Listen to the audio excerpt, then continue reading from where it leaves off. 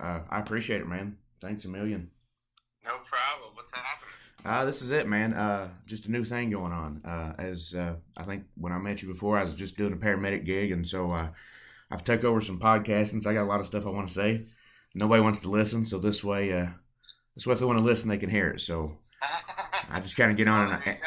right, yeah, I just get on and do my thing, man. I just complain and nag, and if somebody wants to hear it, they can. So it's my new vice that I've got going on. So There you go. so what season starts for you? What, February 9th? Yeah, here coming up in a few weeks. We're 20 something days away right Yeah, now, and or maybe less than that from the 500, and the Clash will be before that. So we that's got a lot of things coming up pretty quick. So kind of the last minute preparation stuff's going on right now. The moment where you're just making sure you're not missing something when you get down there. So this is always a kind of an exciting part of the year because you kind of going through the off season and everything's ramping up, and you just you get a little the nerves and the jitters come back, and you just want to make sure you're fully prepared when you get there. is that something I know? What season is this for you? What was that? What season is this for you? How long you been racing now? Oh, NASCAR. this is what am I? Year 12 for You in Cup you still coming up get here. you still get So those nerves that you did from back 10, 12 years ago. still do. I think Yeah. if someone says they don't, I think they're lying. Right. I think anything that you care about and are passionate about, you tend to, think about, and it kind of consumes you a little bit. So you just, you're able to kind of put a lot of that stuff to the side, and when you get in the car, you're doing your stuff. But as far as just like I said, the preparation, and we got a whole new race team this year, as they switched up the teams at Team Penske. So that's probably where more of the jitters come from than anything. 'Cause there's just so many new faces and new ways to need to work with each other, new processes, and Yeah, I those guarantee it, are man. we don't have a chance to go to the racetrack beforehand, so Right, we'll which is figure it out in the biggest race of the year. right, which is that's what I said. What I just asked you earlier before we started, man. Do you practice? I mean, I don't.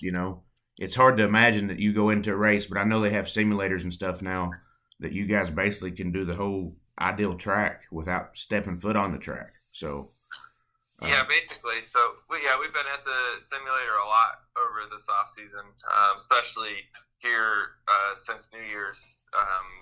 With the new team change, just trying to work on. I mean, it's the things that are simple, communication and what I mean by certain things, and learning that lingo, and just kind of tweak it on the car that way. It's all we have for a tool to work with, so we have to use what we got. Obviously, it's not the same as going to the racetrack, right? You're right, at a of course, racetrack, of course. you get the real thing, but that's the closest thing we got, so we need to use that resource. Yeah, but that's excellent, I guess, for especially for safety and things, man, and cars. I know in the past, I'm sure several cars or people damage their cars during practice and don't even get a chance to get in the race, man. In this way, at least it seems like that eliminates some of that. So, and maybe for your all safety, you don't have to risk your bodily damage and those hours on your body as you would before. Yeah, a little bit, that, and that really just the money that's saved more than anything. Oh, well, I'm sure. Right, It's so expensive to bring a race car to the racetrack. right. When you think of the motor bill and flying a race team and hotels, tires. I mean, we go through tires like you wouldn't believe. Yeah. So it becomes anytime a car hits the racetrack for a day, you're looking close to 100 grand. Wow. By the time you're all said and done for a full day test, and that's a little ridiculous. Right. That's just unnecessary, The especially it sounds like. simulator's a little bit more efficient. Right. Yeah. And that's awesome, man. I mean, I actually have a friend who road races. Used to road race a Porsche, and now he kind of does what's called chump car, and he has a simulator. Of course, not NASCAR standard, but for some buddies to come over, have some steaks and beer, it's a hell of a time. I mean, it's Well, it's fun. You think about it, you can't go to your local sporting goods store and buy a race car. It right, doesn't work like that, right? right, You can buy a baseball, you can buy a football, and you can play the sport, right? Basketball, whatever. But it's really hard to get behind a wheel of a car in a safe environment and go drive something. So the closest thing they have now these days, and the technology is incredible with some of the platforms that have been developed here recently. But for somebody to get behind the wheel of something in a simulator and have something fairly close and get some of that feeling and You don't. And if you crash, it doesn't hurt and it doesn't cost anything. Right? Yeah. So That's excellent. Yeah. it's been healthy for a sport to have that. Yeah, that's great, dude. I mean, it seems I mean, I know you participate in a very dangerous sport. I know the sporting world lost Kobe Bryant yesterday, among 8 others, with his daughter, and that was a bad day, man. And you do a sport that's just insane. I think from the speak of it, it's like we're just gonna go out, man. We're gonna run 200 mile an hour with 30 other people. That's what we're doing. So it's funny you bring this up. I was working out this morning. I was talking to my trainer.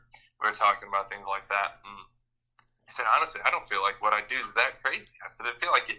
Obviously there's a lot of risk that's involved, and I assume that risk. But I think of guys racing a motocross and jumping these bikes and hitting the face of a jump if they miss it. Right? Yeah. These guys are nuts. That to me is a whole different level. I feel like your sport would be a lot worse if you put maybe like our wives in the passenger seat, because she would constantly be like, left. You got to go left up here. Left. No, my leg would be sore from her hitting it. Right, Say, yeah. Careful. All right, my wife hits her brake on the passenger side that she doesn't have, and this is me running like 80 on the interstate. She still tells me how to get home after 4 years, man. She's like, you got to turn right here. That's right into the driveway, man. That's what she does. So I don't know how I get to work every day on my own. Right, yeah. I tell her all the time, like, I don't know how I made it 30 years without you telling me how to get back and forth to home. So I know that would make your sport a lot better. Maybe that should be something they consider, like stowing a wife in the car and just seeing what kind of disaster that would cause. I tell you what, I got a really cool wife, and right. We go to like ride side by side, UTVs or whatever, and run through the woods and have a blast. And I cannot scare her. She's totally comfortable sitting in the passenger seat, going as fast as I can possibly go. And she don't care. All good. I mean, I can't even lie. When I came down and got to meet you, and we picked up Frank, we went to one of the tracks there, the go-kart tracks, gasoline, and my wife smoked me by like a lap and a half. Really? I said it was because of weight. I go 250, so she's like 170. So I think I had a little restriction on mine, but she did win, man. She did take it. It's kind of like, you're bummed out your wife beat you in a go-kart, but you're also kind of proud of that fact. Oh, yeah, I tell everybody. I put money on her now. We go places with friends. I'm like, I got 20 on my wife to take the whole thing, so, and we do that. Listen, man, I know you don't have a lot of time this morning. I don't want to keep you. I know your season's about to start, and so therefore I'm sure your home time is going to be cut in half, so if not more. So I'll let you get back to your day. I do appreciate the hell out of you, man, for stopping by and chatting with me for a minute. Wish you nothing but the best on the 9th. Super Bowl pick? You watching football? Oh, man. My Patriots are out. I don't really care. Okay, yeah. I mean, I'm a Bengals fan, so we lose the day season starts. So, and I'm just glad to watch football, I guess. So I'm just scoping another team out maybe to see who I need to get with. Yeah, I'll watch, and because I like just seeing the intensity of a championship game like that. Right. I can't say I'm rooting for one more than the other. Nah, man, it's nice to have some different teams in there. I mean, you guys are always in there. So it's nice to see some different teams, man. We don't really know how to handle this. I know, dude. I've got some Patriot friends that are like, I'm like, we done the Super Bowl? And they're like, I don't know. I've always rooted for my team, and I don't know what I'm going to do now. Like, they're they're distraught. They don't know what's going on. So. Yeah, I know it. So. Well, listen, brother, I appreciate your time.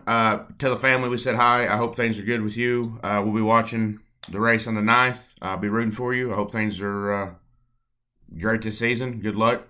And maybe we'll get down that way and catch up soon. All right, sounds good. All right, brother. Yes, sir. Have a good day.